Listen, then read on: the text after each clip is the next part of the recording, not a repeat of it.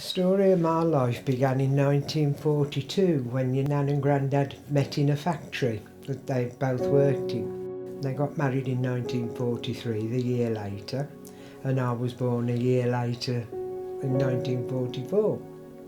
I was only £4 2 ounces born.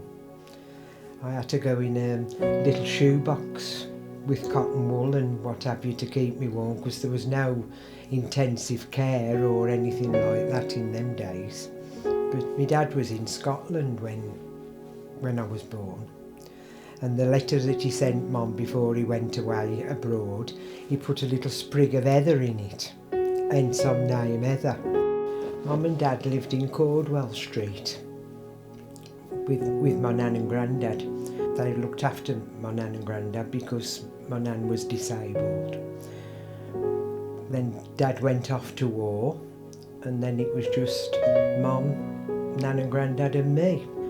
Grandad looked after me and learnt me to ride my bike and took me walks and all sorts of things. Dad was away for 4 years. When he come back, I don't know who this man was when he walked through the door. I hid under the table. They said, "It's your daddy." And I said, "No, that's my daddy. I thought my granddad was my dad." Anyway, we bonded and everything went all right. Living in Cordwell Street, it was a lovely street to live in, you know. We used to have some shops opposite, so we hadn't got to go very far for shopping. Fields behind us to play in, and it was a real lovely street. Everybody helped one another. I remember Mr and Mrs Winston next door. Mrs Winston was like the midwife.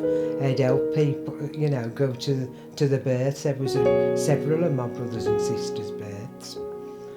And it was a nice street. Everybody cared. The men done the gardens and what have you, and cut the privet edges, and it was good. It was good to live there. And the kids all grew up together. And when I was 5, I went to the school just up the road, Charleyman School. Mum just got me ready in the morning, took me up to school.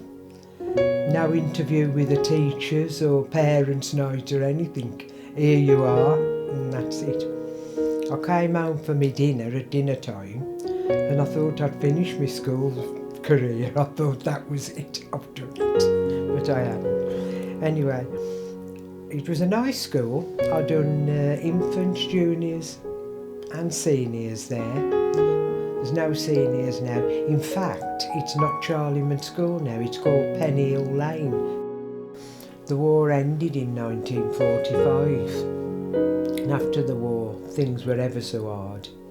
Food was short, clothing was short, and everything was rationed. I used to go to the shops of a morning with mum one day. We buy a little bit of bread, half a loaf, little bit of butter, little bit of bacon, and it got to last a family for 2 or 3 days. And Mum used to come home and share the loaf with Auntie Mary next door.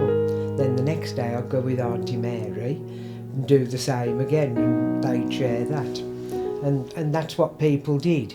You shared things. If the war did anything good, it brought people together. Mum and Auntie Mary was good pals right up until they was 80 and 90 when they died. So, you know, it did do that. Looking back on my life now, my early life, things were hard, but people cared for each other and shared things, and they were happy times, very happy times.